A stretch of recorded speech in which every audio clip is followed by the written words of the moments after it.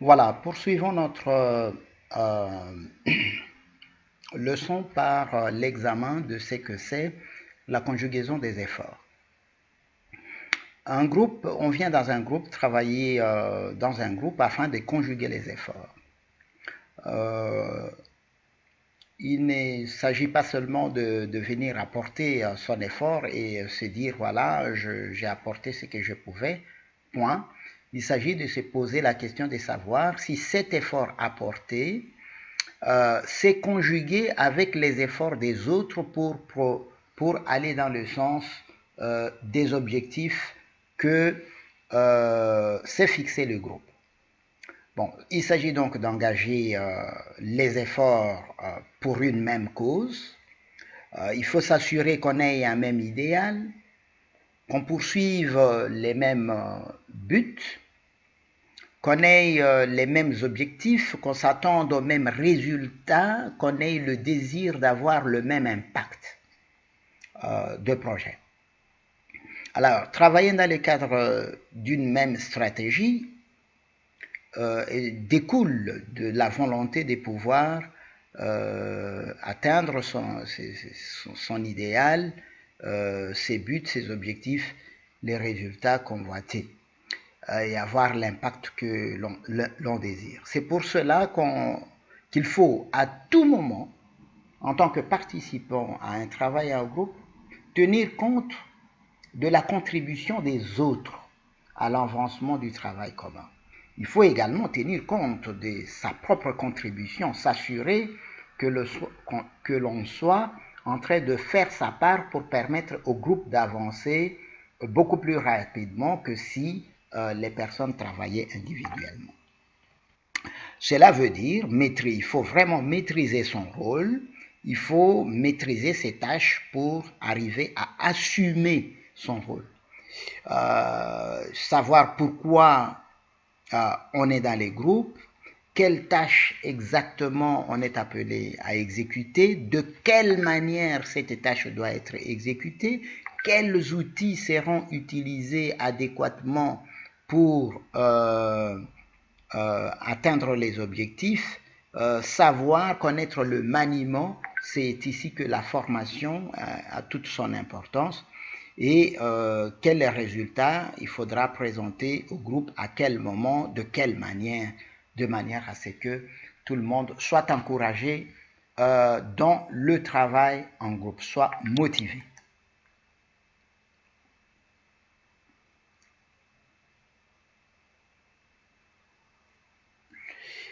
Pour pouvoir partager le plaisir de la réussite, il faut évidemment que cette réussite soit la réussite de tout le monde. Si la réussite n'est que celle de quelques individus dans le groupe, on voit mal comment on devrait partager le plaisir de leur réussite. C'est donc qu'au niveau des idées, il faut les avoir bien clarifiées, comme nous le disions tout à l'heure, les avoir sommées et les avoir acceptées tous ensemble. Le partage du plaisir qui va résulter d'un travail conjugué s'apprend. Il ne faut pas, d'aucuns pensent que partager un plaisir au bout d'un certain travail de groupe soit quelque chose qui vient de toi. Non, non, non, c'est quelque chose qui s'apprend et c'est là que vont intervenir l'éducation familiale, l'éducation publique, la culture régionale, nationale, etc., la culture personnelle, comment on s'est soi-même éduqué, parce que l'éducation, nous ne la recevons pas que des parents et de l'école, mais nous la recevons aussi de ce que nous désirons nous-mêmes faire de notre vie et de ce que nous en avons fait depuis que nous sommes devenus des hommes conscients de leur destinée. Donc partager, nous disons partager, il faut savoir aussi que c'est vraiment partager, c'est donc répartir le plaisir et ne pas le posséder rien que pour soi. Il faut pouvoir partager une partie de ce plaisir avec les autres, partager une partie du gain que l'on vient d'avoir, du boni qu'on vient de réaliser avec les autres. Et si tout cela est fixé avant même de commencer à travailler en groupe, le plaisir sera réellement partagé. C'est un plaisir qu'on partage ensemble et pas en solitaire, c'est avec d'autres.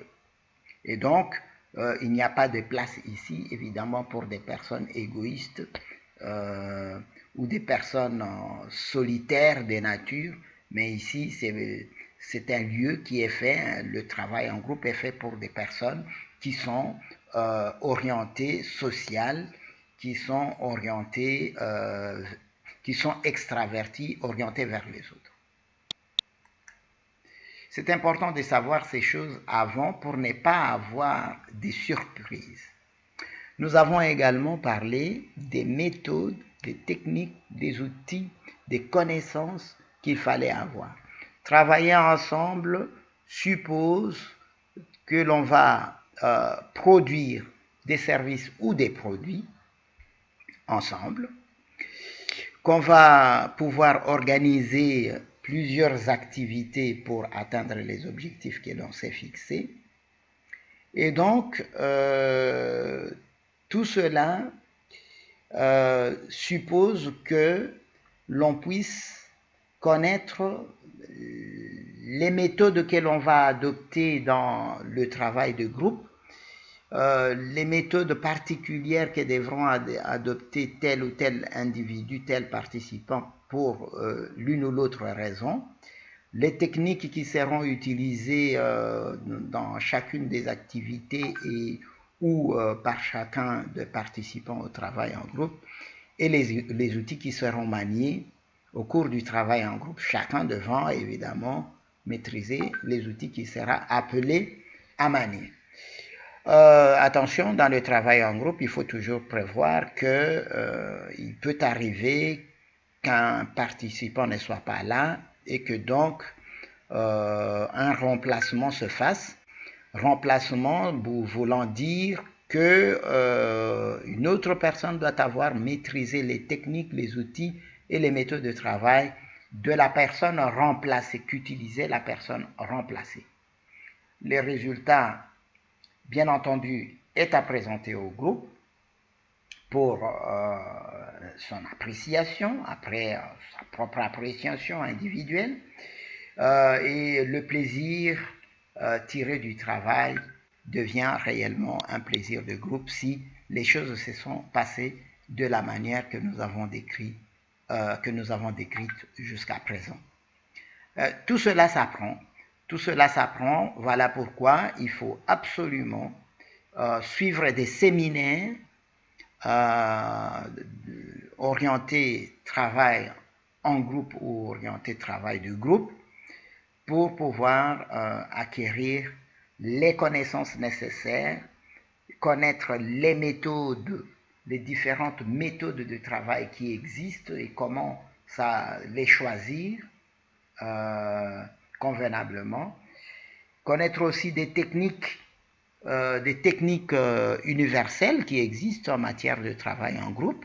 Nous ne les abordons pas ici, nous ne discutons pas de sujet parce que ici c'est juste une introduction, une sensibilisation à la question du travail en groupe. Les outils aussi, il faut savoir que lorsqu'on travaille en groupe, quel que soit ce à quoi on s'attelle, il existe des outils qui peuvent aider un groupe à travailler convenablement. On pourrait citer par exemple les valves pour l'affichage de nouvelles, pour permettre à tout le monde de s'informer des résultats du jour, des résultats de la semaine, des performances réalisées, des contre-performances, les pourquoi, les comment, etc., les incidents et la manière dont ils ont été gérés, etc., etc. Bon, ce n'est pas ici pour l'instant le but d'aller dans les détails de ce type de questions. Alors, retenons toujours que tout cela s'apprend. Tout cela, après avoir été appris, doit se pratiquer pour pouvoir être maîtrisé, pour pouvoir être intériorisé. Et tout cela s'évalue par soi-même,